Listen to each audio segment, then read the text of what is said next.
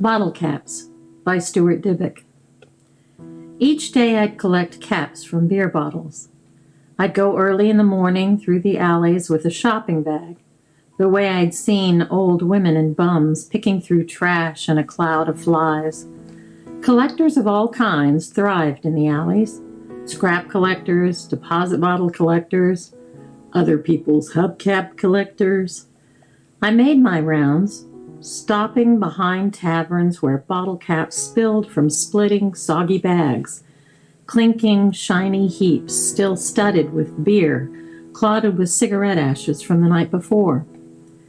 I'd hose them down and store them in coffee cans.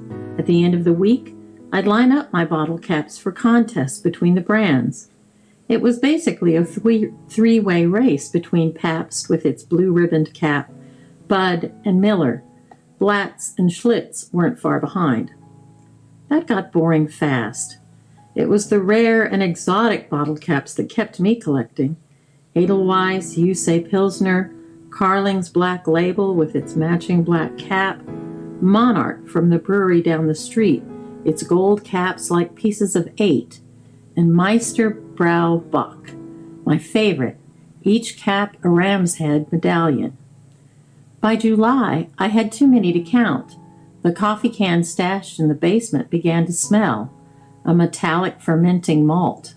I worried my mother would find out. It would look to her as if I were brewing polio. Still, the longer I collected, the more I hoarded my bottle caps. They had come to seem almost beautiful.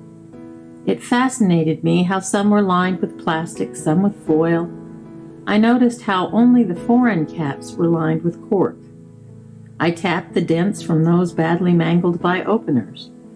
When friends asked for bottle caps to decorate the spokes on their bikes, I refused. One afternoon, I caught my younger brother in the basement, stuffing my bottle caps into his pocket.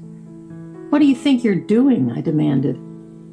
At first he wouldn't talk, but I had him by the t-shirt, which I worked up around his throat, slowly twisting it to a knot at his windpipe. He led me into the backyard, to a sunless patch behind the oil shed, and pointed. Everywhere I looked, I could see my bottle caps, half buried, their jagged edges sticking up among clothes-pinned crosses and pieces of colored glass. "I've been using them as tombstones," he said, "in my insect graveyard."